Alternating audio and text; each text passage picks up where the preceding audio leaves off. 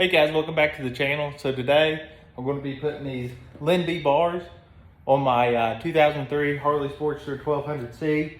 So I'm going to show you. I have a little bit of issue. They're just not going to bolt right up because of these Ford controls. But let me show you. The first thing, they actually bolt up here. So you can see this bracket right there. Bolts up here on this engine mount bracket. So the first thing we'll do is take a 9/16 and take these two out and hang that up there and show you what I mean on why we're going to have to do something different. All right guys, so there's the bars on there. So I actually had to take my dead blow hammer and hit back here a little bit to get that to bend back out. Now I did buy these used off eBay, and I'm going through all this trouble because I really wanted the Mustache bars because I just felt they would go right with the look I'm going for. But I could have got the other ones that bolted to the center that were round. I just didn't like them. So I got these for like 60 bucks, which are Lindby's, so you know how expensive they are. But all I did was just knock this in to where I could get those bolts back in. And this is where I ended up. So obviously, you can see down here that where this came factory as a custom with these Ford controls, this isn't gonna line up to where it needs to be to bolt. So even if I kick it in, it's still not gonna line up. And plus, another thing that's gonna do is put this crash bar right over top of my brake pedal and right over top of my shifter. So the next thing I'm gonna do is I'm actually gonna slowly, I'll have to go get just a little bit of heat, not enough to distort this chrome, but heat it a little bit and just put pressure and bend these down to where what I'm gonna do is I've got nothing here and nothing here on both sides of the bike. I'm gonna be able to put a bracket, basically weld me a bracket on that'll come out and grab this. Now, obviously I'm gonna get it way closer away from this tire and make sure everything clears real good. So that's the next thing I'm gonna do, and I'll show you how it ended up. All right guys, so here's what it looks like.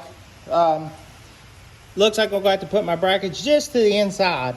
So I'm just going to have to make some little, basically half-arch brackets to go here and then over there the same way. And obviously that's given more than enough for tire clearance. We're not going to hit anywhere. My feet tuck up under here just fine, and they work over there on the up and down shift without hitting the bar. So that'll work out really nice. I think it's going to look great. Let me show you all the way around. I love the look it's gonna give it. I think that's exactly what I'm going for. So our next step is, as you can see on this side, we got pretty well wide open here to just weld a little bit of bracket on. I can weld it on both sides because it's clear up under here. Over here, we're just going to move a little bit of wires that are clamped around, but no big deal. So right now, I'm going to take a measurement of how far this is sticking up past this frame and see what size I'll need to make my brackets to hold it. All right, so I took a measurement and it looks like it's gonna come back up in here to about 1 inch is what the overhang was. Let me get my tape measure out and show you real quick. Not much will go up under there. So see, 1 inch basically is before we collide with the Ford control. Right down there, my camera will focus. So I'm gonna come about 1 inch off that bracket. So I actually had these real thick steel bars left over from a hitch install I did on a lawnmower. They gave you a couple sets.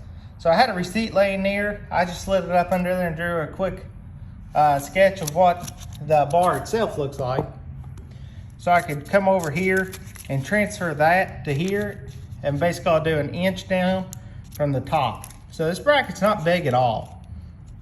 As you can see, that's all we're looking for. And we're gonna put that hole right in the center, about 1/2 inch. So I'm gonna transfer this template onto this bar, and I actually made some marks on this right there. But let's cut this, and then I'll show you what it looks like on there, test it out. Make sure everything's gonna look good. Cut one for the other side. Then we have a bunch of prep work before we start welding. All right guys, since this rain's calmed down a little bit and you can hear me, here's my little bracket that I made. You see I slanted it and kind of cupped it a little bit for the frame. But I went ahead, I unhooked the battery, and I took out that rectifier for the voltage regulator, I should say. It's a 10 mil, and it's got 2 connections on it. No big deal. Cut some zip ties down here and moved the wires up out of the way. I just had the oil sending one that plugged in there. But now, I basically got this one ready. You see I got the powder coat cleaned off the frame, right to where it's going to need to weld, which is going to be right there. So what I'm going to do is I'm actually going to use the bar to hold it in place. I'm going to hit it with a few tacks, take it out, and then throw a solid weld on it. And then at that point, it'll be ready to paint. But I'm going to go ahead and use this as a template for the other side and get that one cut out as well. So it's just going to be the exact same thing, just obviously flipped over. All right guys, sorry for the loudness, but there it is, painted. Get back here, you can't even tell there was any work done. I'll go to the other side. Same here, you can get a little bit better view. Once the frame's cleaned up, you won't even tell that there's ever been any welding or any kind of paint work done on that lower edge. So now we'll go ahead and throw these bars back on. I'll put some Loctite in up top here on these threads, and then I've got lock nuts for the rest of it. Let's go ahead and get this baby back together. All right, there it is put back together. The rectifier's on. All the connections are hooked up, and that's the finished product, which I love it. Looks awesome. Let me get on it and I'll show you how the foot placement ended up looking like. So you can see even with these bigger boots on, I can fit up under it just fine. And then over here on the brake side, I got plenty of room. So happy with how it turned out. I think it looks real good on this 1200C Sportster. I think the Mustache bars is the way to go.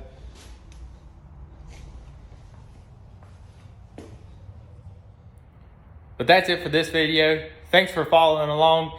Please hit that subscribe button and follow me on Instagram at MustangJackson67. And we'll keep going on this 100th anniversary revive, I should say. But till next time, let's keep building.